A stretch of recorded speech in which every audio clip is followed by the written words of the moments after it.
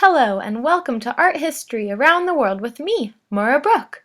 Today we will be learning about the European Renaissance and focusing on portraiture or paintings of people. Let's dive in. The Renaissance was a time period from the 1300s to the 1600s where art flourished. Artists were hired to make all kinds of projects, and specifically, monarchs and wealthy individuals hired artists to make portraits of them.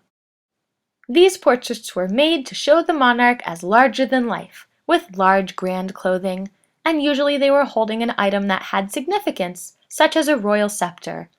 These paintings of Queen Elizabeth really show how she wanted the common people to look at her as someone who was grand, almost divine, and untouchable. Queen Elizabeth lived about 500 years ago, and she supported the arts heavily, and not just painters. She was a main supporter of William Shakespeare, an iconic poet. She even invited him to perform the plays that he wrote in court. One of the most famous and celebrated artists of his time was Hans Holbein the Younger. His most famous works are portraits of King Henry VIII, but he is also known for his portraits of noblemen, ambassadors, and people of political importance. King Henry VIII trusted Hans Holbein so much that he married a woman he had never met because he liked the portrait Holbein had painted of her. Luckily, the vast majority of his paintings are well preserved, even though his paintings are 500 years old. Most of his works are on display today in museums and castles around Europe. Let's look at some royal portraits now. We see beautifully elaborate clothing that showed off the wealth of the monarch. We see the person in the painting looking directly at us, a show of pride and power. Some royal portraits have elaborate and detailed backgrounds, yet some are simple, possibly to highlight the subject of the painting. Royal portraits were not exclusively adult. We see many portraits of royal and noble children. Both boys and girls wore dresses until they were about 2 years old. So you will see portraits of toddlers in dresses, and it will most likely always be a boy, unless you see hair with bows or pins in it. Of course we see royal girls as well, and a lot of the time they were pictured with their toys or dolls. Most of the time, royal and noble children were painted to look like mini adults, wearing very elaborate outfits and looking very serious. We know, however, that children actually wore simple and comfortable clothing that they could play in and run around the grounds in.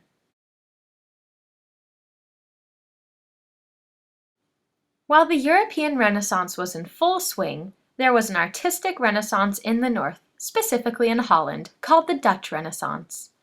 Unlike the Renaissance in mainland Europe, Dutch Renaissance painters focused on more down-to-earth subjects. People in portraits are shown less decorated, and a lot of the time, the subjects of Dutch portraits would not be standing stiffly. Rather, they would be doing some sort of action, such as pouring water or engaged in discussion. These portraits were not made to give the viewer a sense of splendor. They were made to invite the viewer into their world, into their day-to-day lives.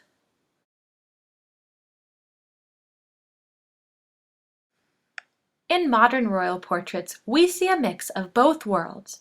We see the splendor, but we also see the human side of today's royals. Even when they are pictured in a luxurious setting, there are still smiles on their faces, and they look welcoming and kind, not serious and intimidating like the Renaissance portraits we saw.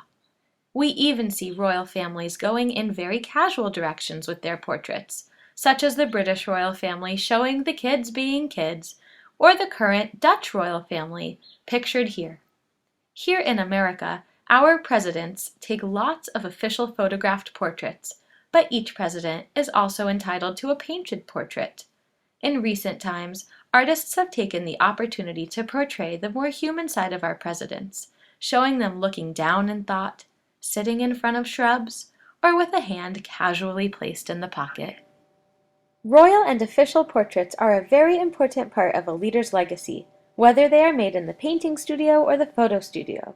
Leaders want to be remembered, and having a portrait made gives the viewer a feel for the times as well as a feel for who the monarch is. Thank you so much for joining me, and I look forward to learning with you again after Passover break. Please look in the description for projects for each age group, and as always, I would love to see how your projects turn out, so please continue to email them to me. Have a beautiful Yom Tov! Bye!